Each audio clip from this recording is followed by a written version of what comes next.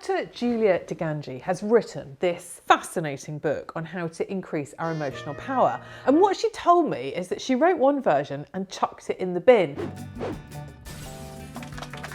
because it was kind of predictable and it was written in a sort of scientific way and it wasn't emotionally true to who she is. And I'm so glad she did, because in it she has 8 codes to build our emotional power. And what she talks about is leaning into the difficult things to understand what we really want from life. The image that I think it's helpful for you to consider is, who is the most powerfully, confidently themselves person in your world? And really what Julia is giving us is the tools to become that version who's very true to who they are. Now, she urges us to see other people's vulnerability. The person that we think is rude and difficult and vile and awful and bad-tempered and horrible, she says, is most likely to be terrified. The world is full of terrified people. Think, well, what are they terrified about? They're terrified about being found out, feeling like they're not good enough, facing their own feelings of rejection or humiliation. And so there is no path forward until you can understand other people's painful emotions. The second thing she says is that a lot of the pain that we feel comes from when we don't say what we actually think. A lot of our pain in our lives comes from the moments that we abandon ourselves. We really want to say one thing, but we say another. We really want to speak up, but we keep our mouth shut.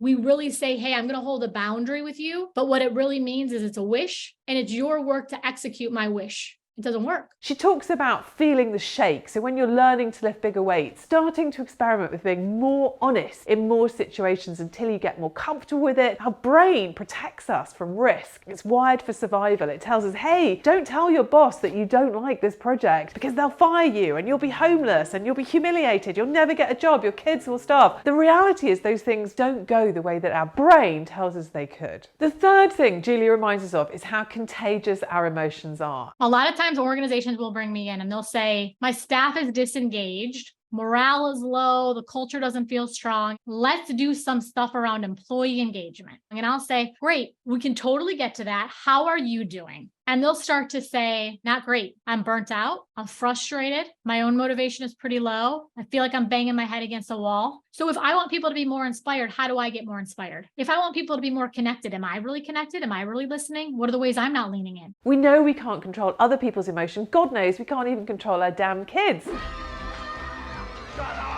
But we can control our own, and that is the place to start. Listen, I commend the book to you, genuinely. I don't often say that because I know none of you have any time to read books. But if you're going to read one, I'm going to suggest this for your list. Let me know how you get on. Next week, what I promised you this week, which is actually a similar theme about listening and what a year of listening has taught me.